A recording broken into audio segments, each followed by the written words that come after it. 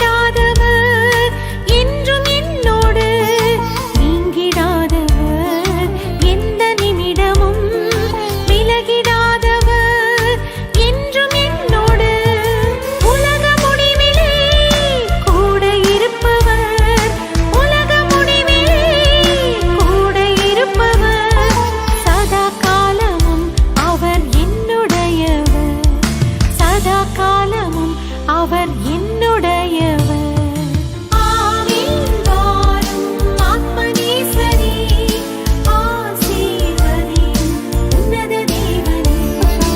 ஆமென். வாரும் ஆத்மநேசரே, ஆசீர்வதியும் உன்னத தேவனே. எங்கே எங்கே எங்கே காண்பேனோ என் ஆத்மநேசரை, எங்கே எங்கே எங்கே காண்பேனோ என் ஆத்மநேசரை. என் அன்பு பொங்குதே, என் உள்ளம் ஏங்குதே, என் அன்பு பொங்குதே, என் உள்ளம் ஏங்குதே. ஆமென். வாரும் ஆத்மநேசரே, ஆசீர்வதியும் உன்னத தேவனே. ஆமென். வாரும் ஆத்மநேசரே, ஆசீர்வதியும் உன்னத தேவனே.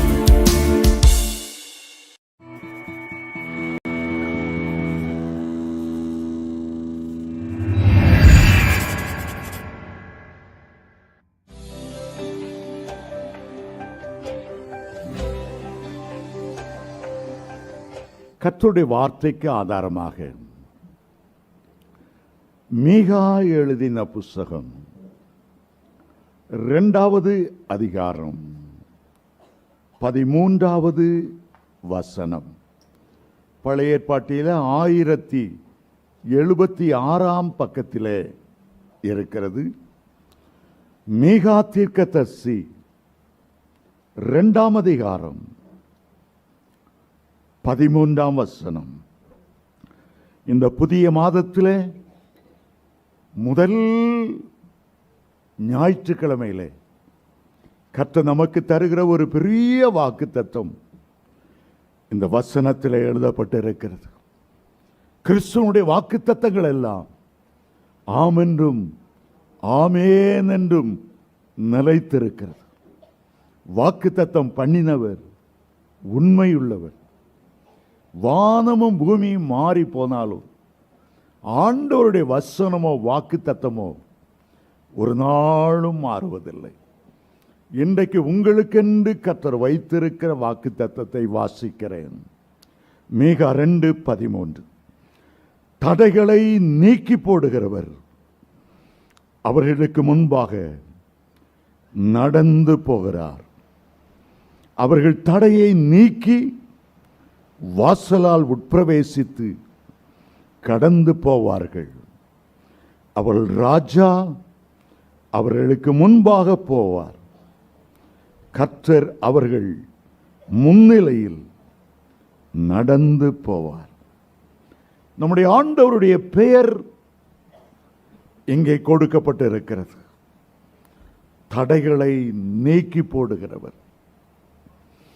மனிதன் கொண்டு வருகிற தடையானாலும் சரி, அரசியல்வாதிகள் கொண்டு வருகிற தடையானாலும் சரி, மந்திரவாதிகள் கொண்டு வருகிற தடையானாலும் சரி, பிசாசு கொண்டு வருகிற தடையானாலும் சரி, இந்த மாதத்தில் ஆண்டவர் வாக்கு பண்ணி சொல்லுகிறார், நான் தடைகளை நீக்கி போடுகிறவராக, தடைகளை தகர்த்து நொறுக்கி உன்னுடைய பாதையில் இல்லாதபடி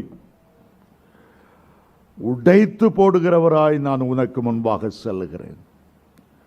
நீ தடைகள் எல்லாம் நீங்கப்பட்டு இதுவரை உன்னுடைய குடும்பத்தில் தட எதை செய்தாலும் நன்மையான காரியம் நடக்க முடியாதபடி வீடு கட்ட நினைக்கிறேன், கட்ட முடியாதபடி வேலை கிடைப்பது போல இருக்கிறது, கிடைக்காமல் இருக்கிறது என்கிற எல்லா தடைகளையும் ஆண்டவர் நீக்கி இந்த மாதம் முழுவதும் அக்டோபர் மாதத்திலே 31 நாட்களும் நான் உனக்கு முன்பாக சொல்லுவேன்.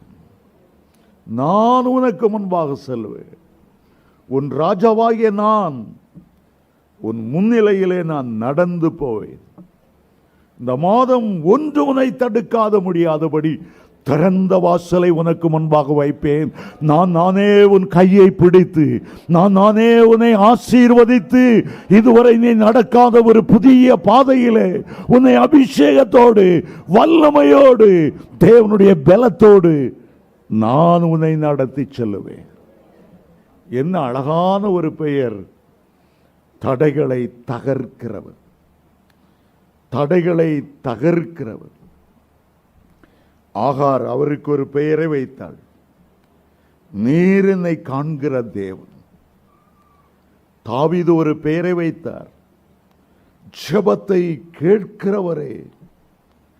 தானியேல் ஒரு பெயரை வைத்தார், மறைபொருட்களை வெளிப்படுத்துகிறவரே.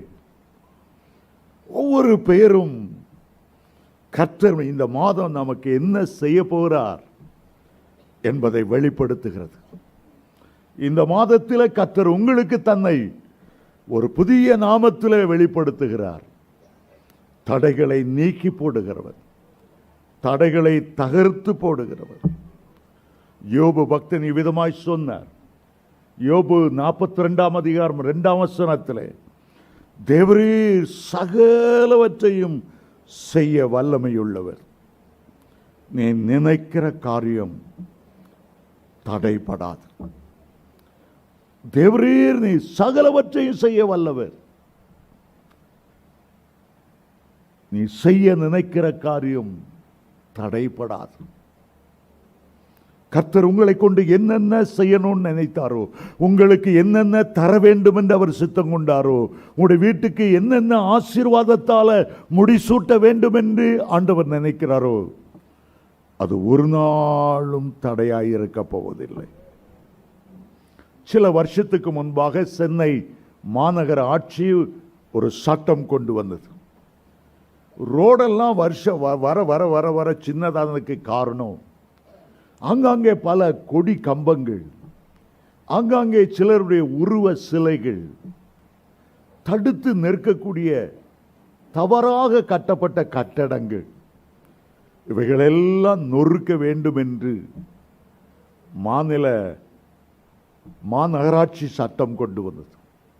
ஆகவே அந்த ரோடை அகலப்படுத்துவதற்கு, போக்குவரத்துக்கு தடையாய் நின்று கொண்டிருந்த சகலவற்றை நீக்க வேண்டும் என்று அரசாங்கம் உத்தரவு கொடுத்ததினாலே நிறைய சின்ன சின்ன கோவில்கள் கூட கொடி கம்பங்கள், தேசிய தலைவருடைய உருவச் சிலைகள் கூட அகற்றப்பட்டது.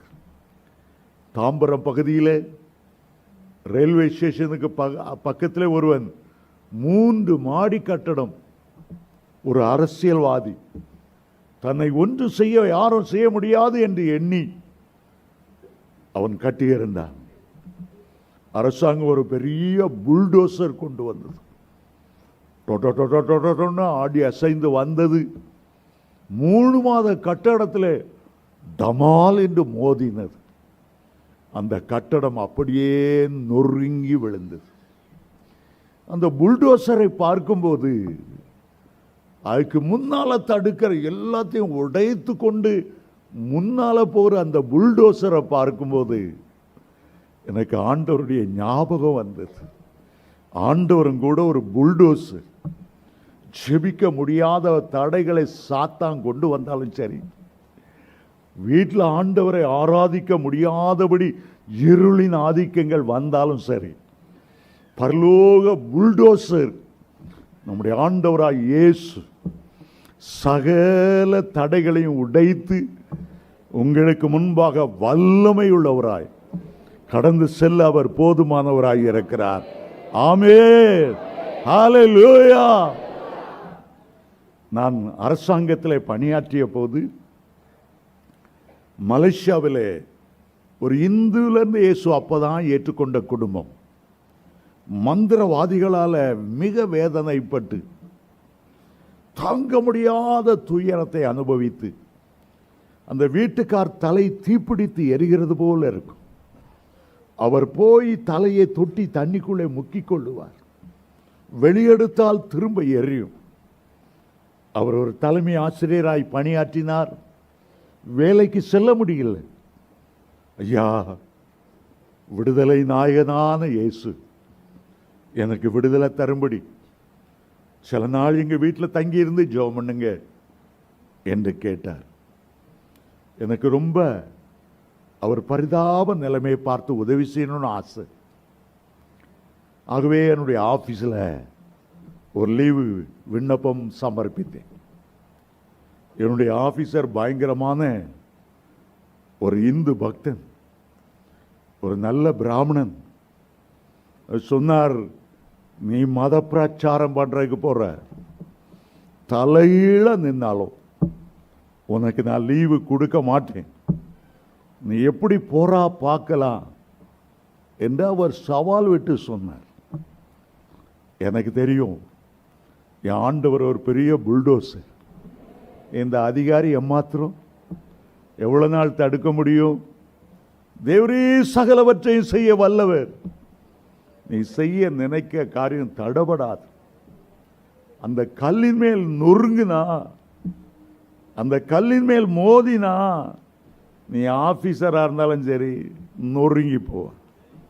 ஆண்டவர் தடைகளை தகர்த்து கொண்டு போக நினைக்கும் போது பெரிய இராணுவமே வந்து நின்றாலும், பெரிய பீரங்கி படைகள் வந்து நின்றாலும் அவரை தடுக்கவே முடியாது.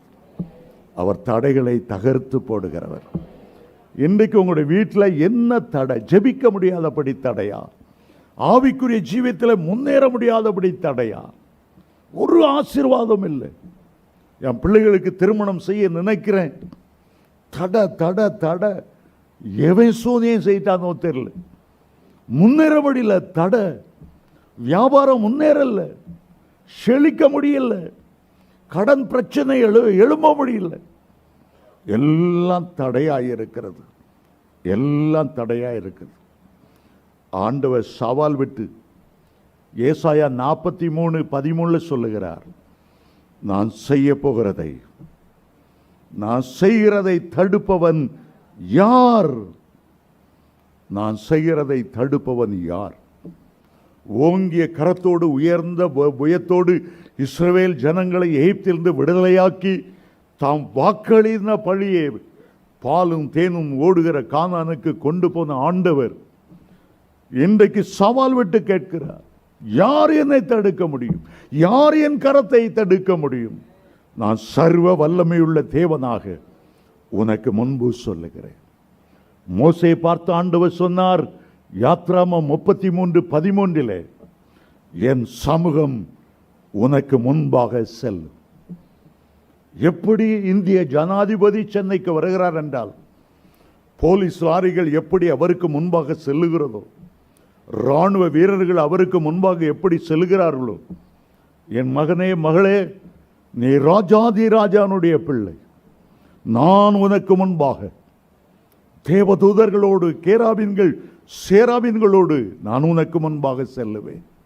மோசே, என் சமூகம் உனக்கு முன்பாக செல்லும், நான் உனக்கு இளைப்பாறுதல் தருவேன் என்று அந்த இடத்திலே வாக்கு பண்ணி இருக்கிறார். தேவனுடைய பிள்ளைகளையும் யாரும் தடுக்க முடியாது. 7 ஜாதிகளையும் 31 ராஜாக்களையும் கானான் தேசத்திலிருந்து துரத்தி யோசுவாவுக்கு ஆண்டவர் கொடுக்க சித்தமான போது யோசுவாவை பார்த்து ஆண்டவர் சொன்னார், யோசுவா 1:5, நீ உயிரோடு இருக்கிற நாளெல்லாம் ஒருவனும் உன்னை எதிர்த்து நிற்பதில்லை.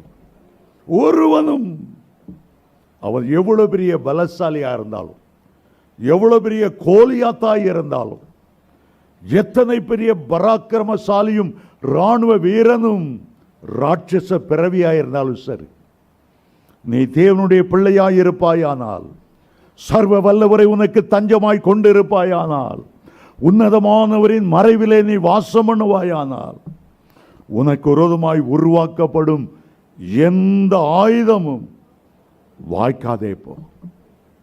ஏசாயா 41:13, உன் மீட்பராயிருக்கிற உன் தேவனாயிருக்கிற கர்த்தர் உன்னுடைய வலது கரத்தை பிடித்து பயப்படாதே, நான் உனக்கு துணை நிற்கிறேன் என்று சொல்லுகிறார். ஒருவனும் எதிர்த்து நிற்க முடியாது. உன்னோடு போராடினவர்களை தேடியும், உனக்கு விரோதமாய் வழக்கு தொடுத்தவர்களை நீ தேடியும் அவர்களை காணாதிருப்பாய். கர்த்தர் உனக்காக வழக்காடுகிறவர், உனக்காக யுத்தம் செய்கிறவர், உனக்காக கோணலான பாதைகளை செவ்வையாக்குகிறவர், தடைகளை தகர்க்கிறவராக இந்த மாதம் உங்களுக்கு முன்பாக கடந்து போகிறார். ஆகவேதான் தாவீது மார்பை தட்டி தலைகளை உயர்த்தி மகிழ்ச்சியோடு சொன்னார், சேனைகளின் கர்த்தர் நம்மோடு இருக்கிறார்.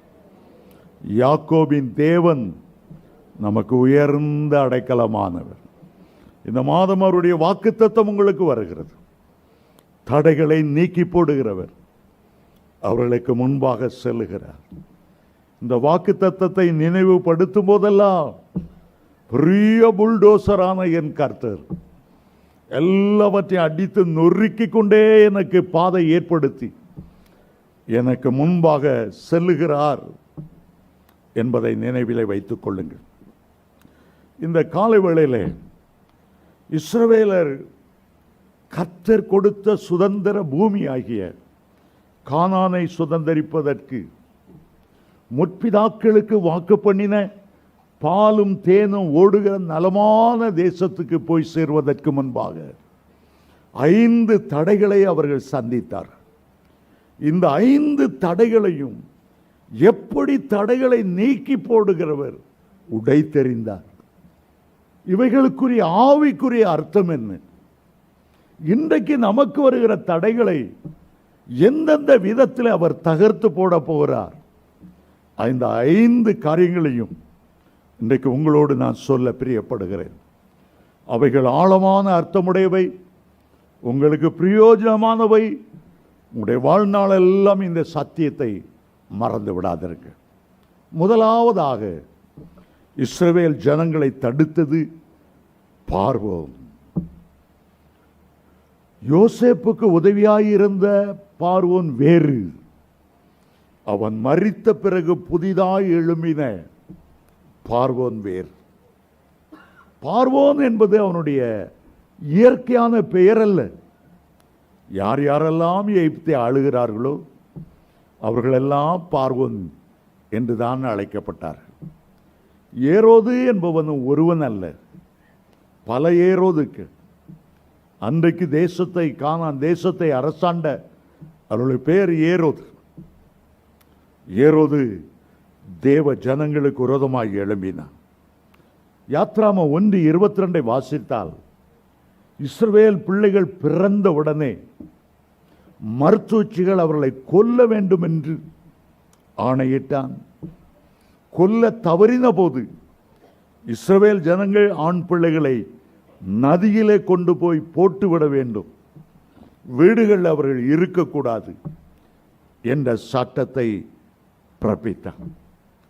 மோசே சொன்னார், எங்கள் தேவனாகிய கர்த்தர் ஆபிரகாம், ஈசாக்கு, யாக்கோபின் தேவன் எங்களை ஆராதனை செய்யும்படி அனுப்பிவிடும்படி கேட்கிறார். பார்வோன் திமிராக கொழுப்பினால் நிறைந்து சொன்னான், நான் இஸ்ரவேலரை போக விடும்படி. அந்த இஸ்ரவேலின் தேவனாகிய கர்த்தர் யார்? அவரை நான் அறியேன்.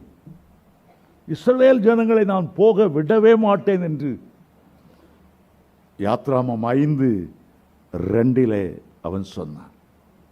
400 வருஷம் அவர்களை அடிமைப்படுத்தி செங்கல் சுட வைத்து ஆளோட்டிகள் மூலமாய் அவர்களை அடித்து நொறுக்கி பெருமூச்சு விட வைத்து வேலை செய்த அந்த பார்வோன் சாத்தானுக்கு அடையாளமாயிருக்கிறார்.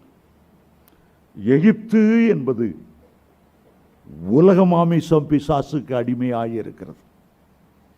ஆண்டவர் அந்த பார்வோனுடைய தடையை உடைப்பதற்கு என்ன செய்தார்? 10 வாதைகளினால் அவர்களை வாதித்தார். அப்படியும் அவன் போக விடவில்லை. கடைசியில் ஆண்டவர் சொன்னார், பஸ்கா ஆட்டுக்குட்டி அடிக்கப்படட்டும். அந்த ஆட்டுக்குட்டியினுடைய இரத்தம் நிலைக்கால்களே பூசப்படட்டும். சங்கார தூதன் வரும்போது இஸ்ரவேல் வீடுகளிலே நிலைக்கால்களே பூசப்பட்ட அந்த விலையேறப்பட்ட இரத்தத்தை சங்கார தூதன் கண்டு சேதப்படுத்தாமல் கடந்து போவான். ஆனால் எகிப்தியருடைய வீடு இரத்த கோட்டைக்குள் இல்லை, பாதுகாப்பிலே இல்லை, அடைக்கலத்திலே இல்லை. அந்தந்த வீடுகளிலே முதற்பேரான குமாரன் முதற்கொண்டு மிருகங்களில் முதற்பேரான கன்று குட்டியா இருந்தாலும் ஆட்டுக்குட்டியா இருந்தாலும் அவை கொண்டு போடப்படும் என்று சொன்னார். ஏன் அப்படி சொன்னார்? பார்வோனே, இஸ்ரவேலின் பிள்ளைகளை கொல்ல வேண்டும் என்று நீ விரும்பினாயே, மருத்துவச்சிகளை ஏற்படுத்தினாயே, என் பிள்ளைகள் கொல்லப்பட வேண்டும் என்று நதிகளை கொண்டு போட்டு விட வேண்டும் என்று சொன்னாயே, உன்னுடைய பொல்லாத தீவினை உன்னுடைய தலைப்பக்கமாய் தரும். இஸ்ரவேலர் பஸ்கா ஆட்டுக்குட்டி அடித்து நிலைக்கால்களிலே பூசினார். தேவனுடைய பிள்ளையே, உனக்காக அடிக்கப்பட்ட ஒரு ஆட்டுக்குட்டி உண்டு. பாவ அடிமைத்தனத்திலிருந்து மீட்கும்படி உனக்காக சிலுவையில் சிந்தப்பட்ட இரத்தம் உண்டு. நீ முன்னேற முடியாதபடி உன் குடும்பத்தில் இருந்த சாபத்தின் முதுகெலும்பை தகர்க்கும்படி ஒரு விலையேற பெற்ற இரத்தம் கல்வாரி மேட்டிலே கொல்கதா மலையிலே உனக்காக சிந்தப்பட்டு இருக்கிறது. நீ வானத்தின் கீழாய் திறந்து விடப்பட்டவன் அல்ல, நீ ஒரு அனாதை அல்ல, நீ ஒரு திக்கற்றவன் அல்ல, எனக்கென்று யாருமே இல்லையே என்று நீ புலம்ப வேண்டியதில்லை. உன்னை உருவாக்கினவரும் உன்னை சிருஷ்டித்தவரும் உனக்காக சிலுவை சுமந்தவரும் சிலுவையில உனக்காக யாவையும் செய்து முடிக்கிறவருமாகிய இயேசு கிறிஸ்துவினுடைய அடைக்கலத்தில் நீ இருக்கிறாய். ஆகவே பொல்லாப்பு உனக்கு நேரிடாது, வாதை உன் கூடாரத்தை அணுகாது. நீ உன்னதமானவரின் மறைவில் அல்லவா இருக்கிறாய், நீ சர்வ வல்லவரின் நிழலில் அல்லவா இருக்கிறாய். உன்னை காக்கும்படி உனக்காக கர்த்தர் தேவ தூதர்களை கட்டளையிட்டு இருக்கிறார். அருமையான தேவனுடைய பிள்ளைகளே, சாத்தான் மேல் உங்களுக்கு அதிகாரம் உண்டு, மந்திரவாதிகள் மேல் உனக்கு அதிகாரம் உண்டு. 1 யோவான் 3:8 சொல்லுகிறது, பிசாசின் கிரியைகளை அழிக்கும்படி தேவகுமாரன் வெளிப்படுகிறார். வெளிப்படுத்தல் 12:11 சொல்லுகிறது, ஆட்டுக்குட்டியானவருடைய இரத்தத்தினாலும் சாட்சியின் வசனத்தினாலும் அவனை ஜெயித்தீர்கள். பேதுரு அப்போஸ்தலன் எழுதுகிறார் 1 பேதுரு 1:19 குற்றமில்லாத மாசற்ற ஆட்டுக்குட்டியானவராகிய கிறிஸ்துவனுடைய விலையேற பெற்ற இரத்தத்தினாலே நீங்கள் மீட்கப்பட்டு இருக்கிறீர்கள். அவருடைய இரத்தம் உங்களை மூடி இருக்கிறது, அவருடைய சட்டைகள் உங்களை மறைத்திருக்கிறது. அவருடைய சிறைகளாலே உங்களை மூடுவார், அவருடைய சட்டைகளின் கீழே அடைக்கலம் புகுவீர்கள். இன்றைக்கு இயேசுவின் நாமத்திலே சொல்லுகிறேன், உங்களுடைய ஆவிக்குரிய ஜீவியத்தை ஆனாலும் சரி, உலக பிரகாரமான முன்னேற்றத்தை தடுத்து கொண்டிருக்கிற எந்த மனிதனாலும் சரி, உடைய கைகளிலே சிலுவையின் இரத்தத்தை ஏந்தி கொள்ளுங்க. எல்லா தடைகள் மேல் இயேசுவின் இரத்தம் ஜெயம் என்று சொல்லி ஒரு அக்கினி பிளம்பை தெளிக்கிறது போல, ஒரு அணுகுண்டை வீசி எறிவது போல பிசாசின் வல்லமை மேல் எறியுங்க. பார்வன் முறிந்து விழுவான், மேற்கொள்ளவே முடியாது. முதல் தடை பார்வோன் என்கிற தடை. ஆட்டுக்குட்டியின் இரத்தத்தால அந்த தடையை உடைத்தார்கள். 2வது, பார்வோனுடைய பிடியிலிருந்து வெளியே வந்த போது இன்னொரு தடை வந்தது, பெரிய சிவந்த சமுத்திரம். நீ எப்படி முன்னேறுவாய்? 20 லட்சம் இஸ்ரவேலர் யோர்தான் கரைக்கு வந்து நெருக்கிறார்கள். முன்னால் சிவந்த சமுத்திரம், 2 பக்கமும் பெரிய பெரிய மலைகள், பின்பக்கத்திலே பார்வோனுடைய சேனைகள். கர்த்தர் மோசேயை பார்த்து சொன்னார், உன்னுடைய கையில ஒரு கோலை கொடுத்திருக்கிறேன். அது என்ன கோல்? அதான் வாக்கு தத்தம் என்கிற கோல், வசனம் என்கிற கோல், ஆவியும் ஜீவனமாயிருக்கிற வல்லமை அதிகாரம் என்கிற கோலை உனக்கு கொடுத்திருக்கிற. பயப்படாதே. சிவந்த சமுத்திரத்துக்கு நேராய் அந்த தேவனுடைய கோலை நீட்டிப்பிடி. தேவன் அருளின வாக்கு தத்தத்தை சொல். மலையே பெயர்ந்து சமுத்திரத்தில் தள்ளப்பட்டு போ. விசுவாசி இருக்கிறது எல்லாம் ஆகும்.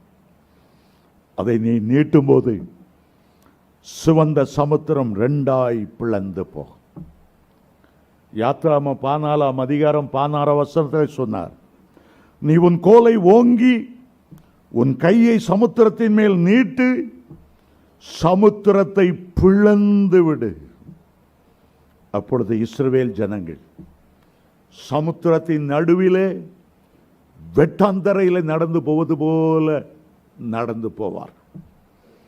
தடையை தகர்த்து போடுகிற நான் உன்னோடு கூட நான் வருவேன். அருமையான தேவனுடைய பிள்ளைகளே, ஆண்டவர் உங்களுடைய கையிலே என்னுடைய கையிலே மோசையின் கோலை பார்க்கிலும் மேன்மையான ஒரு கோலை தந்திருக்கிறார். மோசே காலத்தில் 5 ஆகமங்கள் தான் இருந்தது. இன்றைக்கு 66 புத்தகங்கள் நம்முடைய கையில் இருக்கிறது. ஒரு தேவனுடைய மனிதன் எண்ணினாராம், வேதத்தில் 5000 வாக்குத்தத்தங்கள். இன்னொரு பக்தன் எண்ணிவிட்டு இல்லை இல்லை இல்லை 30,000 வாக்குத்தத்தங்கள் நீங்கள் பயன்படுத்துவதற்காகத்தான்.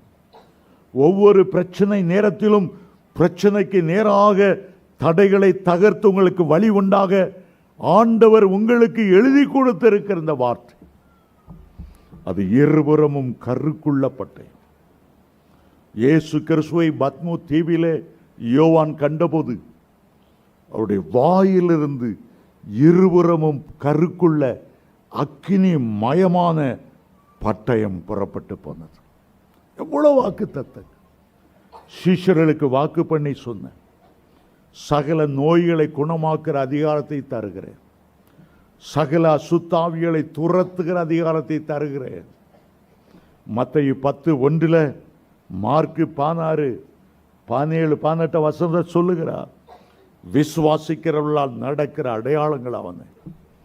நவமான பாஷைகளை பேசுவார், என் நாமத்தினாலே பிசாசுகளை துரத்துவார்கள், வியாதியஸ்தர்கள் மேல் கைகளை வைப்பார்கள், அப்பொழுது அவள் சொஸ்தமாவார்கள். எவ்வளவு அருமையான வாக்குத்தத்தங்கள்! ஆகவேதான் எலியா சாரிபாத் விதவையின் மகன் மரித்த போது பயப்படவில்லை. அவனுடைய ஜீவன் மறுபடியும் அவனுக்குள் வரக்கடவுது. அவன் உயிரோடு எழுந்தான். என்னுடைய வார்த்தையின்படியே அன்றி இந்த நாட்களில் மழையும் பனியும் பெய்யாதிருக்கும் என்று சேனைகளின் கர்த்தருக்கு முன்பாக நிற்கிற நான் அவருடைய ஜீவனை கொண்டு சொல்லுகிறேன் என்றார். 1 ராஜா 17:1 3 வருஷம் மழை பெய்யல. கர்மேல் பர்வதத்தில் நின்று ஆபிரகாமின், ஈசாக்கின், யாக்கோபின் தேவனே, நீர் இஸ்ரவேலின் தேவன் என்றும் நான் உம்முடைய ஊழியக்காரன் என்று அறியும்படி இப்பொழுது இறங்கும் என்று சொன்னார். தபா தபா என்ற அக்கினி இறங்கி வந்தது. உங்களுடைய ஒவ்வொரு பிரச்சனைகளையும் உடைக்கக்கூடிய கர்த்தருடைய வாக்கு தத்தங்கள் எழுதப்பட்டிருக்கிறது. கர்த்தர் அந்த வாக்கு தத்தத்தை பயன்படுத்துங்க. குடும்பத்தில் சாபம் வந்ததா? உபாகமம் 23:5 சொல்லுகிறார், இந்த சாபத்தை நான் ஆசீர்வாதமாய் மாற பண்ணுவேன். கலாத்தியர் 3:13 சொல்லுகிறார், நியாயப்பிரமாணத்தின்படி மரத்தில் தொங்குகிறவன் எவனும் சபிக்கப்பட்டவன் என்று எழுதியிருக்கிறபடி கிறிஸ்து நமக்காக சாபமான சாபத்தின் வல்லமையிலிருந்து நம்மை மீட்டுக் கொண்டார். இந்த வசனங்கள் தெரியும் போது அவைகளை நீங்கள் பயன்படுத்த முடியும்.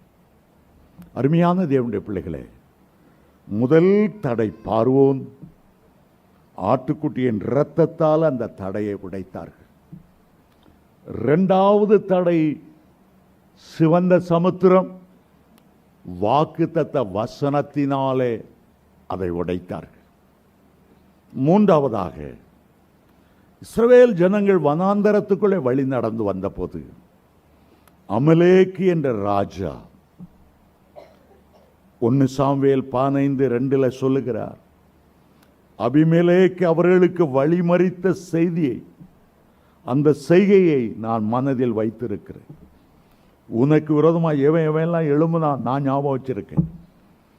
எவன் உனக்கு விரோதமாக குழி வெட்டினா நீ மறந்திருக்கலாம், நான் அதை மறக்கல. அபிமெலேக்கு வழிமறித்த எத்தனையோ ஆண்டுகளுக்கு பிறகு சவுலை பார்த்து சொல்லுகிறார், என் ஜனத்தை அவன் வழிமறித்தான். வானத்தின் கீழ் எங்கு இல்லாதபடி அவனை நீ சங்கரிக்கணும். உபாகமம் 25:17-18 வாசிக்கும் போது அபிமெலேக்கு ராஜா வந்து விடாய்த்து இழைத்து போயிருந்த இஸ்ரவேலர்களை எல்லாம் பிந்தி பிந்தி பிந்தி பிந்தி வந்து கொண்டிருந்த, பின்னால இருந்து வெட்டினானா, முன்னால போறவங்கள ஒண்ணு இல்லை, பிந்தி பிந்தி பிந்தி வருகிறவங்களாம் விட்டுறான். அதனால தான் அடிக்கடி சொல்லுவேன், சர்ச்சுக்கு பிந்தி பிந்தி பிந்தி வராது, பின் சீட்ல போய் உட்காராது.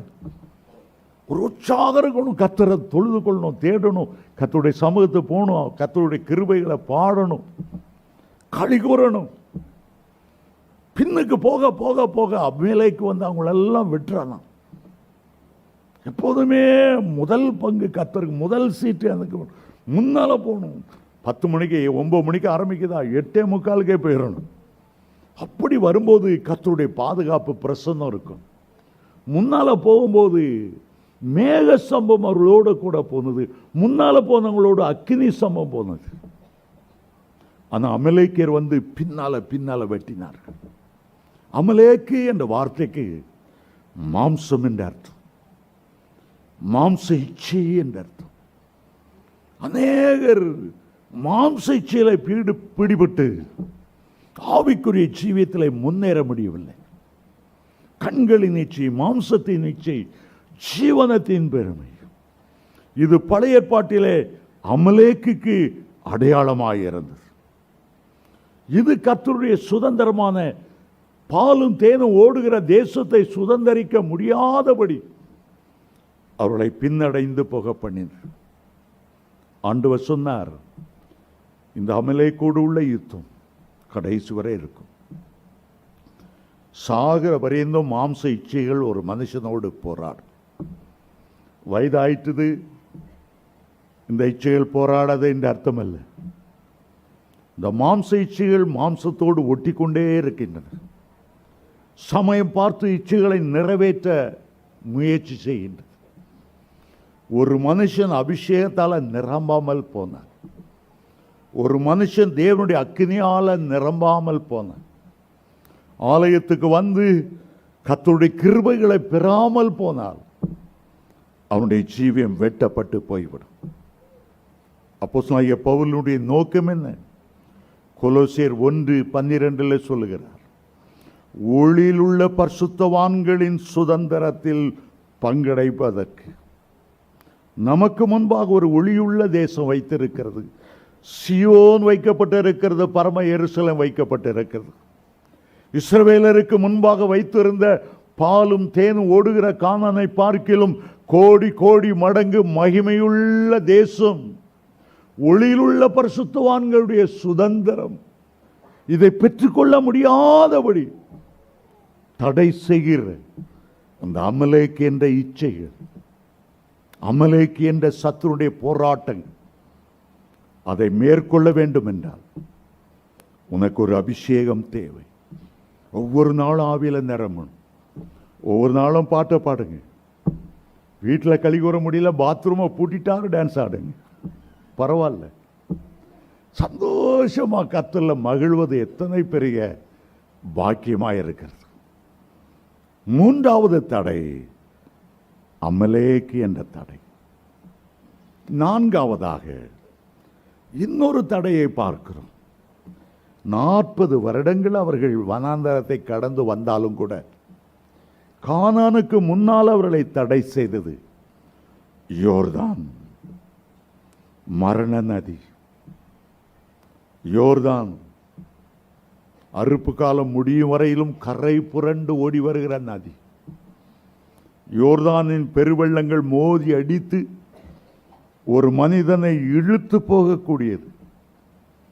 யோர்தானை கடந்துதான் ஆக வேண்டும். யோர்தானை கடந்து தான் ஆக வேண்டும். யோர்தான் என்ற வார்த்தைக்கு மேலிருந்து கீழே பாய்ந்து வருதல் என்ற அர்த்தம்.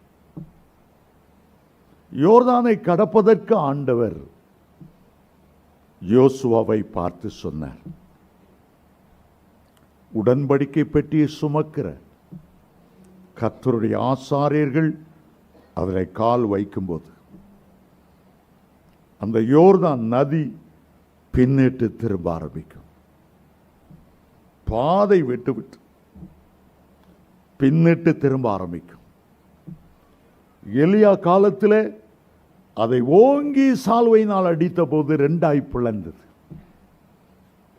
எலிசாவும் தன்னுடைய சால்வையை முறிக்க அடித்த போது 2 பிளந்தது. 3 முறை இந்த யோர்தான் தேவ ஜனங்களுக்கு வழிவிட்டது. முதலாவது யோசுவாவின் நாட்களிலே அவ்வளவு தூரம் நடந்து வந்த இஸ்ரவேலர் கடந்து போவதற்கு முன்பாக தலையிலே ஆசாரியர் உடன்படிக்கை பெட்டியை சுமந்து யோர்தானிலே கால் வைத்ததும் யோர்தான் பின்னிட்டு திரும்ப ஆரம்பிக்கும், வழிவிட ஆரம்பிக்கும். 20 லட்சம் இஸ்ரவேல் ஜனங்கள் கடந்து போகிற வரையிலும் ஆசாரியர்கள் உத்தரவாதத்தோடு நின்று கொண்டே இருந்தார். அருமையான தேவனுடைய பிள்ளைகளே, சபையில் ஆண்டவர் ஆசாரியர்களைப் போல 5 வகை ஊழியங்களை வைத்திருக்கிறார். சிலரை அப்போஸ்தலராக, சிலரை தீர்க்கதரிசிகளாக, சிலரை சுவிசேஷராக, சிலரை மேய்ப்பர்களாக, சிலரை போதகராக அபிஷேகம் பண்ணி வைத்திருக்கிறார். நீங்கள் எந்த வேலையும் செய்யலாம். ஆனால் தேவனுடைய ஊழியக்காரர்கள் கர்த்தருடைய ஊழியத்தையே செய்ய வேண்டும். அவர்களுக்கு வேறு வருமானம் இல்லை. கர்த்தரையே நம்பி இருக்கிறவர். அவர்கள்தான் உங்களுடைய குடும்பங்களுக்கு உத்தரவாதம் பண்ணுவார்கள். ஒரு குடும்பத்தினுடைய தீமையெல்லாம் மாற்றுவார்கள். ஒரு கிராமத்துக்கு ஊழியத்துக்கு போயிருந்தேன். அந்த வீட்டில் ஒரு தற்கொலை ஆவி. ஒரு சில நாட்களுக்கு முன்பாக சொந்த மகன் லவ் ஃபெயர்ல வீட்டுக்குள்ளே தூக்கு போட்டு செத்து விட்டான். அவன் லவ் பண்ணது ஒரு மந்திரவாதியினுடைய மகள். நிறைய அசுத்தாவிகள் ஏவப்பட்டது. இந்த குடும்பத்தில் 15-20 நாளாக யாரும் தூங்க முடியல. பயங்கர ஆவி நடமாட்டம். நான் அந்த கிராமத்துக்கு போயிருந்தேன். பரிதாபமாய் வந்து கேட்டார், வீட்டுக்கு வாங்க. வீட்டுக்கு போனதான் அந்த ஆவிகள் நடமாட்டத்தை பார்த்து ஆச்சரியப்பட்டேன். சரி, எல்லாம் வட்டமாக உட்காருங்க, கர்த்தரை பாடுவோம். உன்னதமானவ அந்த பாட்டை பாட ஆரம்பித்தேன்.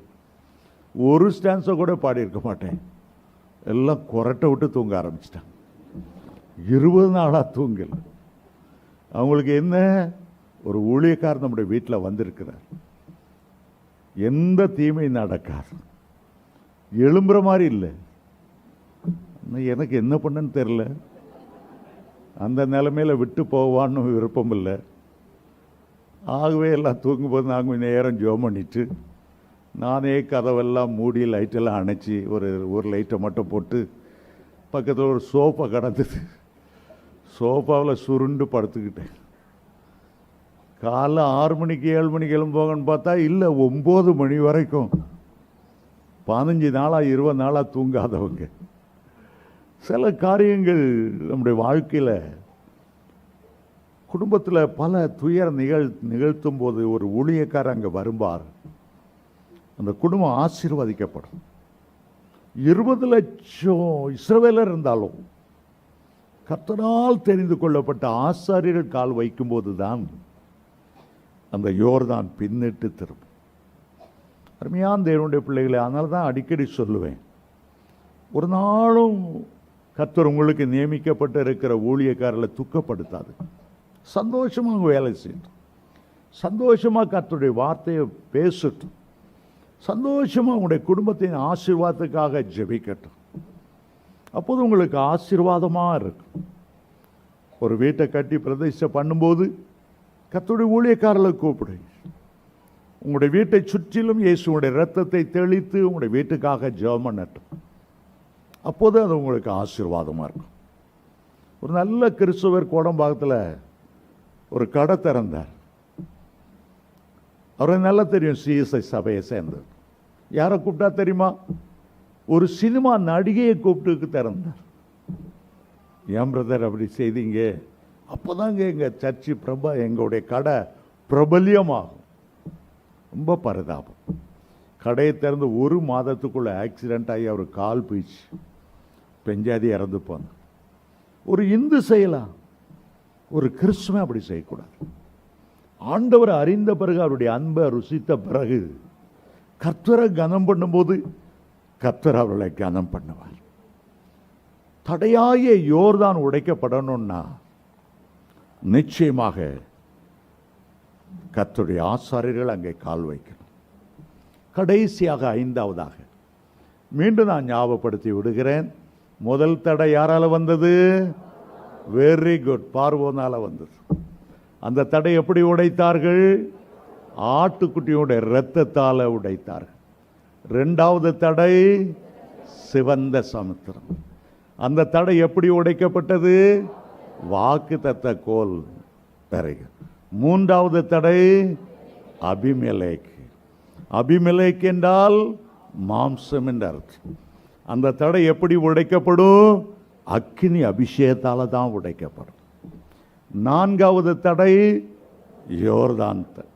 இந்த யோர்தான் எப்படி பின்னிட்டு திரும்பும்? ஆசாரியர் கால். ஏலிம் சபை மாதிரி அருமையாக கவனிக்கிறவங்க உலகத்தில் யாரும் இருக்க மாட்டாங்க.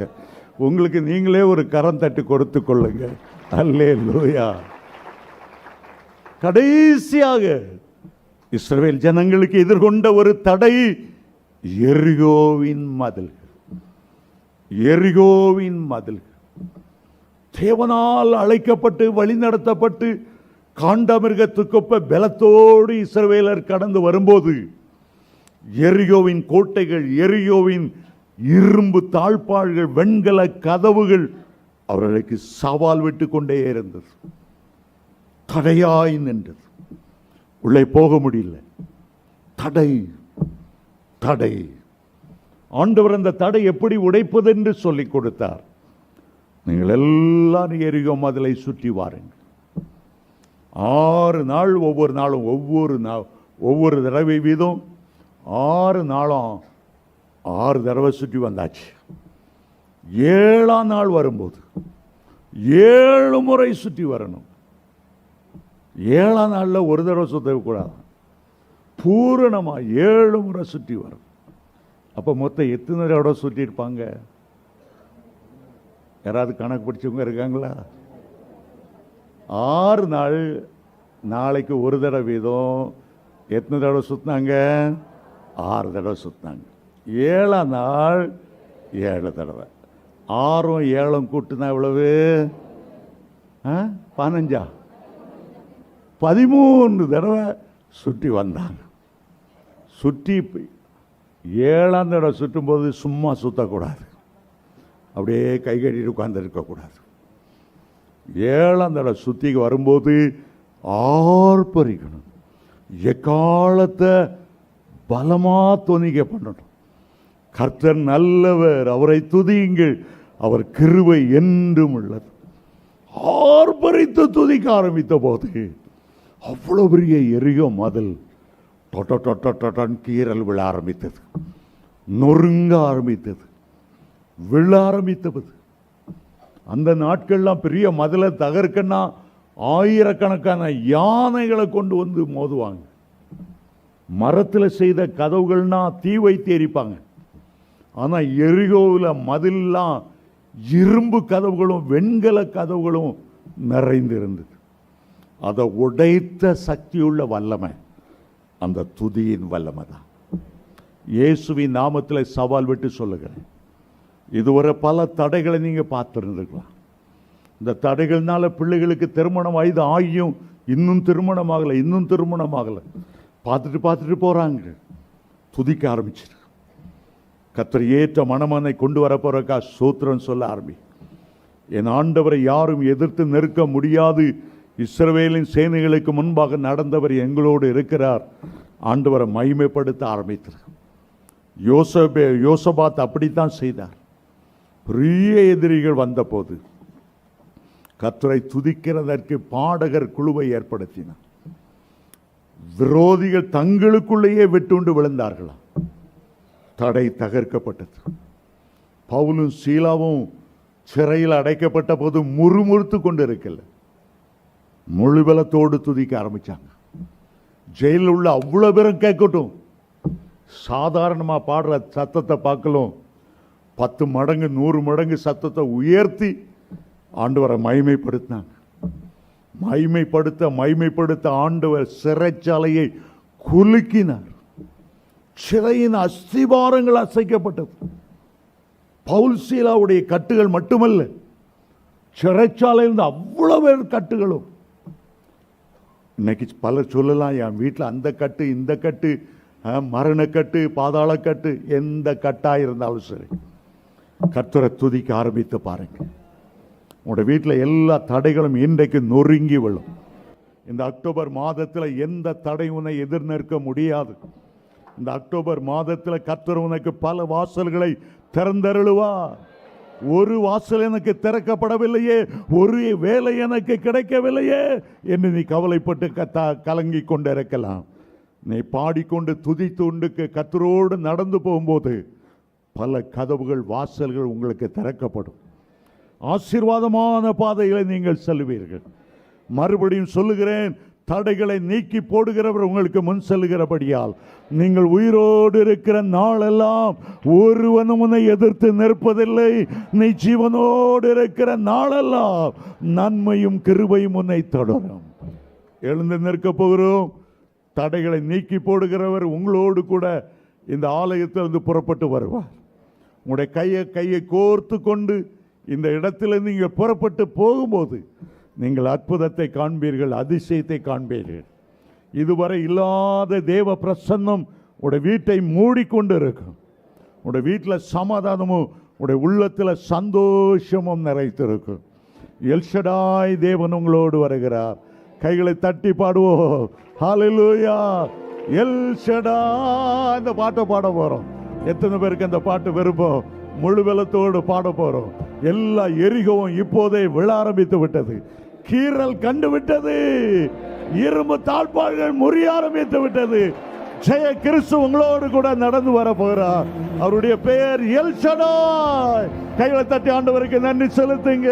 எல் ஷடாய், எந்த துணை நீரே, என் வாழ்வின் கேடகம். எல் ஷடாய், எந்த துணை நீரே, என் வாழ்வின் கேடகம். என்னெல்லா நன்மைகள் என் வாழ்வில் செய்திரே, என்னெல்லா நன்மைகள் என் வாழ்வில் செய்திரே. எந்த வாழ்வின் பலன் நீரே, எந்த வாழ்வின் பலன் நீரே. எல் ஷடாய், எல் ஷடாய், எந்த துணை நீரே, என் வாழ்வின். நல்ல கைகளை தட்டி சொல்லும். எல் ஷடாய், எல் ஷடாய், எந்த துணை நீரே, என் வாழ்வின் கேடகம். என்னெல்லா நன்மைகள் என் வாழ்வில் செய்திரே, என்னெல்லா நன்மைகள் என் வாழ்வில் செய்திரே. என் வாழ்வின் வெள்ளம் நீரே. கைகளை தட்டி சொல்லுவோம். இம்மட்டும் என்னை காத்து நடத்தின எபினேசர் ஸ்தோத்திரம்.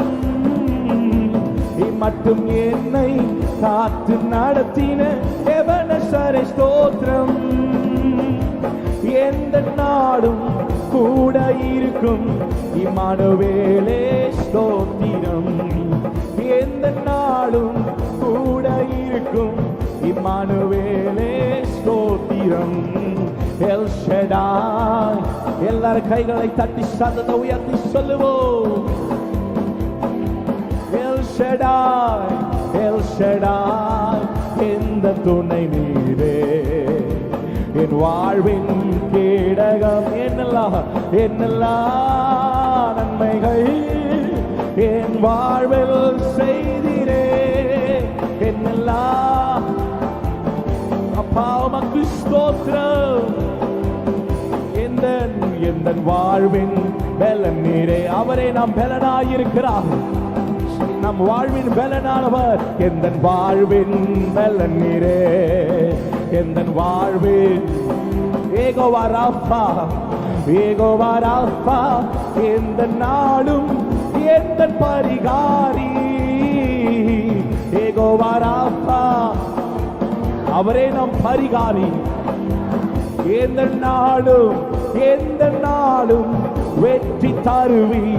ஏகோவா நிசியே ஸ்தோத்திரம். எந்த நாளும் வெற்றி தருவி. கைகளை உயர்த்தி சொல்லும். எந்த நாளும் வெற்றி தருவி. எல்லா தடைகளை உடைத்து வெற்றி கொடுக்கிறவர். எந்த நாளும் தடைகளை நீக்கி போடுகிறவரே மீண்டுமாய் சொல்லுவோம். எந்த நாளும் வெற்றி தருவி.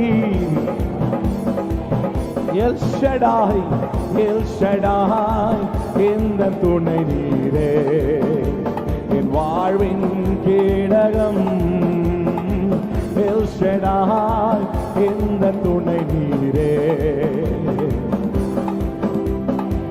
ஏகோவாயிரே, ஏகோவாயிரே, எந்த தேவைகள் பார்த்து கொள்வீரே. ஏகோவாயிரே, நம் தேவைகளை எல்லாம் பார்த்து கொள்ளுகிறவர் அவர். நம் வாழ்வின் எந்த வாழ்வின் சமாதானமே. Jehovah Shalom. ஹல்லேலூயா. சமாதானமே. Jehovah Shalom. ஸ்தோத்திரம். El Shaddai. ஓ ஹல்லேலூயா.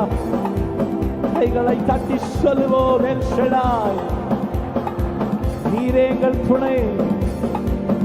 என் வாழ்வில் என்னெல்லாம் நன்மைகள் எங்கள் வாழ்க்கையை செய்கிறவரே. என் வாழ்வில் செய்தீரே. எந்த வாழ்வில் எல்லாரும் கடைசியாக கைகளை உயர்த்தி சொல்லுங்க. அவரே நம் பலன். எந்த வாழ்வின் பலன் நீரே. எந்த வாழ்வின் பலன் நீரே. எந்த வாழ்வின் பலன் நீரே.